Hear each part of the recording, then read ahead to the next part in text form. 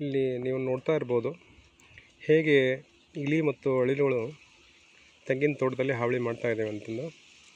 ಈ ಸಣ್ಣ ಸಣ್ಣ ತೆಂಗಿನ ಈ ಕಾಯಿಗಳನ್ನು ನಾವು ರಂಧ್ರ ಮಾಡಿ ಕುಡಿದು ಹೀಗೆ ನಮಗೆ ನಷ್ಟವನ್ನು ಉಂಟು ಮಾಡ್ತಾ ಇದ್ದೇವೆ. ಸೊ ಇವುಗಳ ಉಪಟಳವನ್ನು ಹೇಗೆ ನಾವು ತಡೆಗಟ್ಟಬೇಕಂತಂದು ಬಹಳ ದಿನಗಳಿಂದ ವಿಚಾರ ಮಾಡ್ತಾಯಿದ್ವಿ.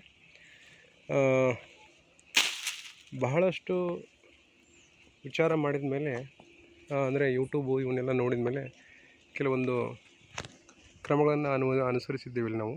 ಅವುಗಳನ್ನು ನೋಡಿಕೊಂಡು ಫೈನಲ್ ಆಗಿ ಇಲ್ಲಿ ನೀವು ನೋಡ್ತಾ ಇರ್ಬೋದು ಒಂದು ಫೈಬರ್ ಶೀಟನ್ನು ನಾವು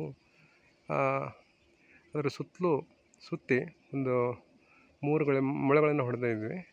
ಇದರಿಂದ ಏನಾಗುತ್ತೆ, ಈಗ ಅಳಿಲುಗಳು ಅಥವಾ ಇಲಿಗಳು ಏರಲು ಹೋದರೆ ಅದು ಗ್ರಿಪ್ ಸಿಗಲೆ ಜಾರಿ ಅವುಗಳು ಗಿಡಗಳಲ್ಲಿ ಕಾಯಿಗಳ ಒಂದು ಏನು ಕಿತ್ತಿ ಕುಡಿದು ನಾಶ ಮಾಡ್ತಾಯಿದ್ದು ಅಂತ ತಡೆಗಟ್ಬೋದು.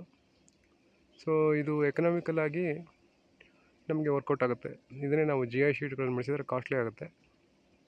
ಸೊ ಇದೇ ಟೈಪ್ ನೀವು ನೋಡ್ಬೋದು. ನಮ್ಮ ತೋಟದಲ್ಲಿ ಪ್ರಾಯೋಗಿಕವಾಗಿ ಒಂದು 10-20 ಗಿಡಗಳಿಗೆ ಈಗ ಹಾಕಿದ್ದೀವಿ. ಸೊ ಇದರ ಬಾಳಿಕೆ ಮತ್ತು ಎಷ್ಟು ದಿವಸ ಬರುತ್ತೆ GI ಶೀಟು, ಆಮೇಲೆ ಇದರಿಂದ ಎಷ್ಟು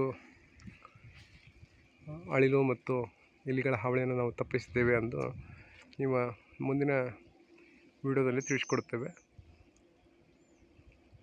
ನಿಮಗೂ ಯಾವುದಾದ್ರೂ ಇದರ ಬೇರೆ ತಡೆ ಅಂದರೆ ಈಗ ಕೆಲವೊಬ್ಬರು ಬಿಸ್ಕೆಟಲ್ಲಿ ಇದು ವಿಷ ಇದು ಮಾಡಿ ಇಲಿಗಳನ್ನು ಸಾಯೋದು, ಆ ಟೈಪು ಕೆಲವೊಂದು ಕ್ರಮಗಳಿವೆ. ಬಟ್ ನನಗೆ ಇದು ಸೂಟಬಲ್ ಅನ್ನಿಸ್ತು.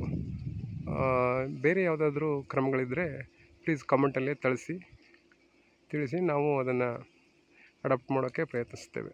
Thank you.